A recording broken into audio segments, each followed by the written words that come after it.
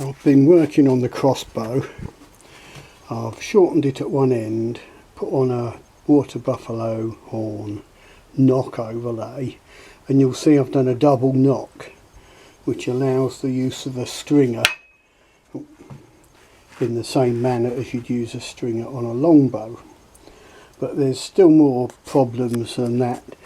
First of all, how do you work out what length of string you want? What material do you use? And then how do you get the darn thing on? Well, first thing I'd say is use a good quality modern string material, often referred to as fast flight. But virtually all modern string materials are, you know, very low stretch, and they're nearly all, I think there's only 2 companies make them, and unless you get the very old B50 or B55, it will probably be a modern low stretch material. A big roll of it like that's expensive, you know, it's getting on for 60 quid. And I basically buy whatever good brand is available in the colour I want and at the best possible price. I tend to go for black or white. If you use anything that isn't a proper bow material, it will probably stretch to hell, unless it's something like linen. Linen's pretty good, and on my wooden prodded sort of primitive crossbow, I've got a multi-strand linen one. That's Barber's linen thread that I got from Quicks, and that's pretty good.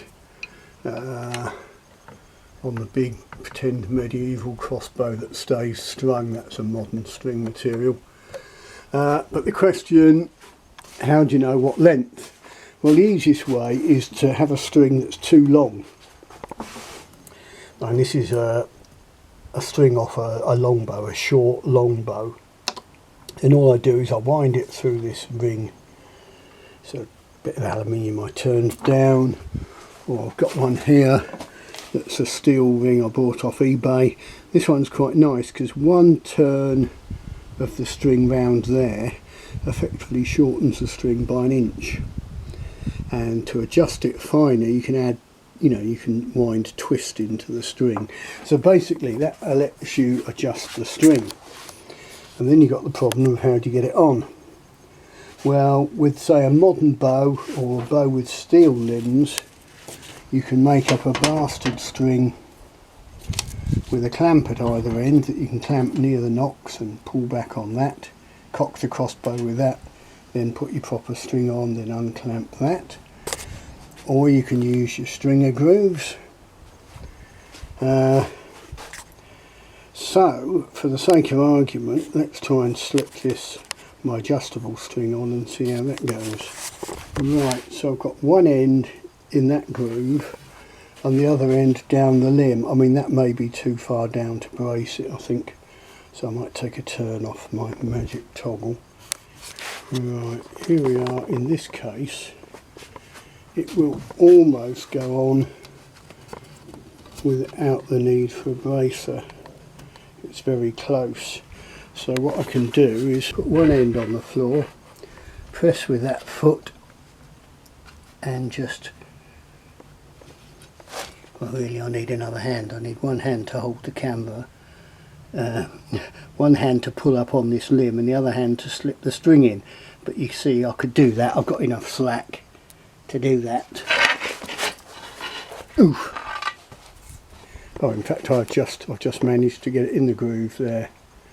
Not quite sitting all the way in, but I'll just flick that in with the hand. So that's in. There's virtually no tension. But if I was to use a stringer, I'd loop the stringer on the outer nocks, put my foot in it, and heave on the bow, and slip the string in.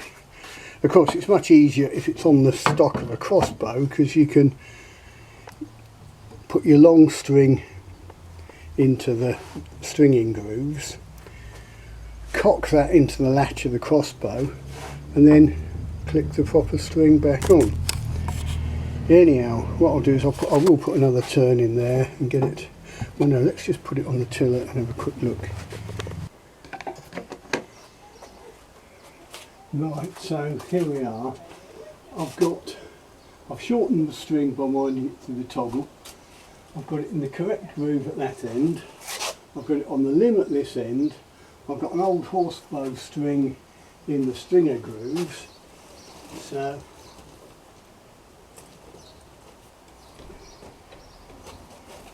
if I pull back on that, it will flux the bow.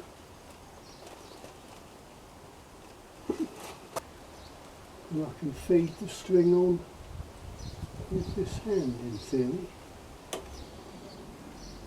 There we are. I don't know if you could see that while I was in the way. Release the pressure. Take off the bastard string. Now you wouldn't necessarily be doing that by pulling like that, but you could do it on the floor, or if you had the crossbow in a stock. So we've now got that.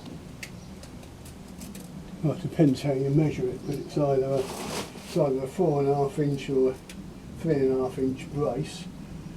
Which for a crossbow prod, probably want a little bit more, so I could twist that string and get a bit more brace. I could hook my balance on there and pull it a bit further now and have another look. Basically we're demonstrating that it's what's technically called a pain in the arse. But now let's see what it does at a slightly higher brace.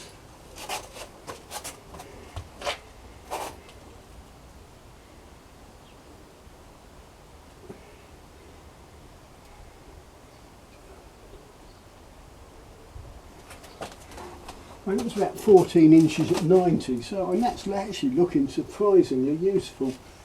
Not quite 90. I think I'll quit while I'm ahead and publish that